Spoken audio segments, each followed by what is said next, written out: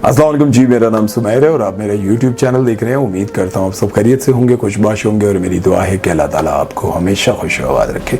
दोस्तों, आज का ये जो वीडियो है ना, ये आप लोगों ने बहुत गौर से और ध्यान से सुनना है। जैसा कि आप सबको पता है कि पाकिस्तान में एक बहुत बड़ी यूनिवर्सिटी का एक बहुत बड़ा स्कैंडल बना हुआ है। वहाँ के सिक्योरिटी इंचार्ज जो कि मेजर रिटायर्ड हैं, उन्होंने वहाँ यूनिवर्सिटी की 5500 बच्चियों की नाजेबा वीडियोस बनाई हैं और वो बंदा पकड़ा गया है। अब आप ये ज़रा सोच रहे होंगे कि कितना घटिया, दरिंदा और पता नहीं क्या क्या कुछ आप लोग उसके बारे में कह रहे होंगे।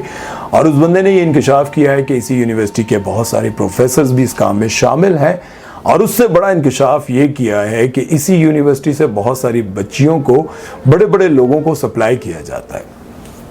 अब ये मामला, ये बातें तो आप लोगों ने बहुत सुनी होंगी, लेकिन आज की वीडियो में कुछ ऐसी बातें जो मैं आपके सामने करने जा रहा हूँ वो आप लोगों के लिए हैं और स्पेशली उन लोगों के लिए जो, पहले तो उन लड़कियों के लिए जो पढ़ रही हैं, जो अपनी ज़िंदगी में कुछ बनना चाहती हैं, अपने पैरों पे खड़ा होना चाहती हैं। मैं आप लोगों को बताना चाहता हूं कि आखिर कहां पर आप ऐसी गलती करती हैं, कहां पर आपसे ऐसी मिस्टेक होती है, कहां पर आपकी सोच जो है वो ऐसे दरिंदों के पास आपको उनका निवाला बना देती है। सबसे पहले तो मैं आपको ये बता दूं कि ये जितने लोग उन दरिंदों के बारे में बात कर रहे हैं, उन लोगों ने ये सोचा ही नहीं होगा कि यार ये जो यूनिवर्सिटीज में लड़कियां पढ़ रही हैं, ये कोई 10-12 साल की बच्चियां तो नहीं है। इनके अंदर भी बहुत शऊर है, इनके अंदर भी बहुत दिमाग है। इन लोगों को भी इतना पता है कि जिस बंदे ने हमें ये ऑफर की है कि तुम ये नंबर लेना चाहती हो, तुम टॉपर बनना चाहती हो, तुम प्रमोशन करवाना चाहती हो, तुम कुछ भी करवाना चाहती हो, पर ये कर लो मेरे साथ, बस अपना आप मुझे दे दो, मुझे सौंप दो, उसके बाद जो तुम चाहोगी वो मैं कर दूंगा।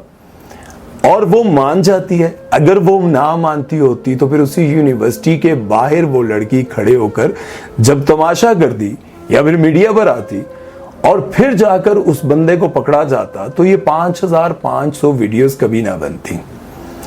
इनमें से बहुत सारी ऐसी लड़कियां हैं जिनके दिमाग में हमारे माँ बाप, हमारे बहन भाई, हमारे अपने, हमारे रिश्तेदार शुरू से ये बात डाल देते हैं कि तुमने बड़े होकर अपने पैरों पर खड़ा होना है, तुमने टॉपर बनना है, तुमने कुछ कर दिखाना है, तुम्हारे अंदर वो क्वालिटीज हैं जो तुम सब कुछ कर जाओगी। अब आप मुझे ये बताएं, ये जो मुतासरा लड़कियां हैं, ये कोई 8, 9, 10 साल की थी या फिर 18 से 25 साल के दरमियान की थी?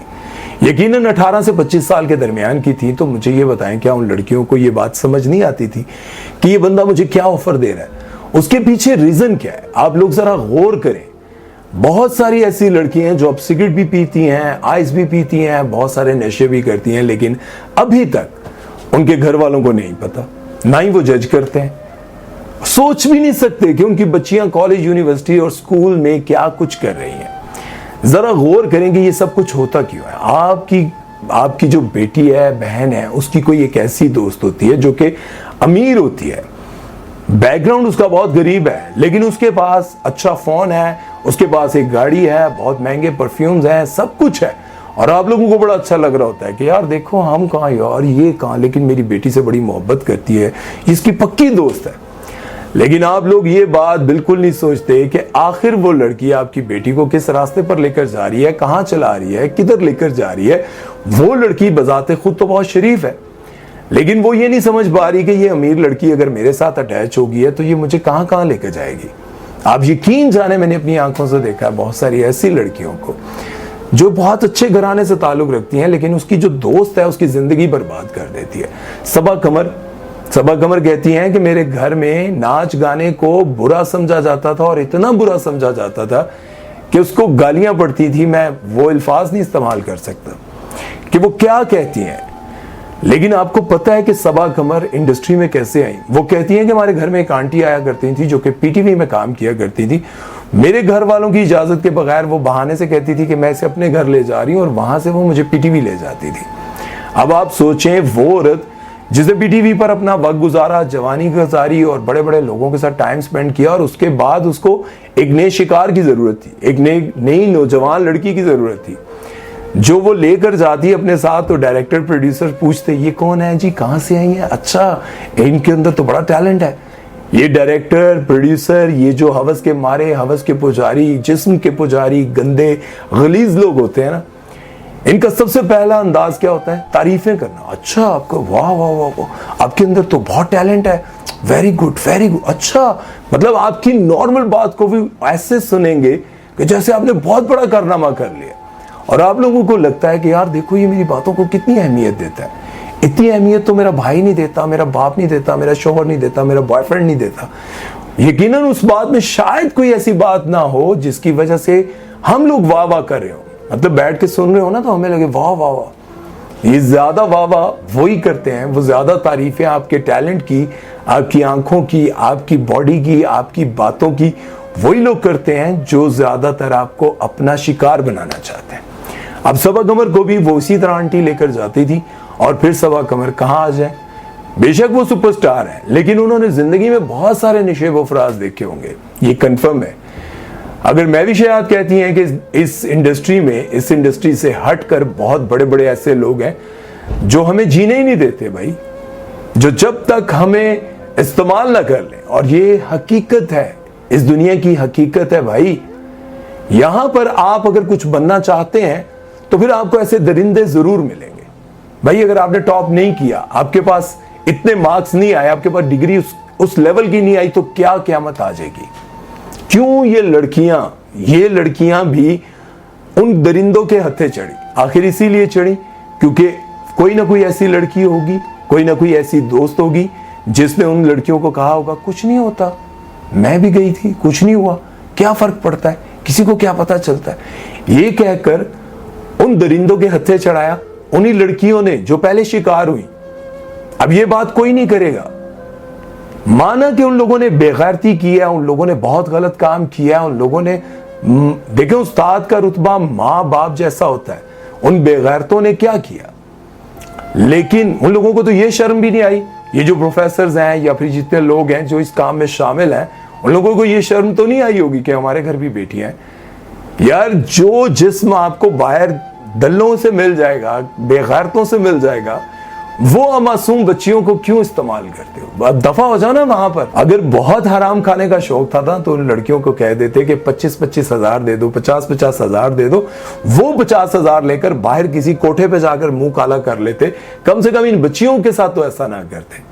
अगर बहुत ज्यादा बेगैरत बनना ही था तो अब आप मुझे ये बताएं कि कम से कम हम अपनी बच्चियों को, अपनी बहनों को, अपनी बेटियों को ये बात समझा तो सके ना कि भाई देखो टॉप करना है लेकिन हक रास्ते पर चल के। तालीम क्या है? तालीम बेसिकली पहले तालीम ये होती थी कि इंसान आलिम बनता था, तालीम हासिल करता था। जब तालीम हासिल करता था तो उसको ये बात समझ आती थी कि मेरी दुनिया क्या है, मेरी आखिरत क्या है, मैंने दुनिया में कैसे रहना है और किस तरह जिंदगी गुजारनी है कि आखिरत अच्छी हो जाए।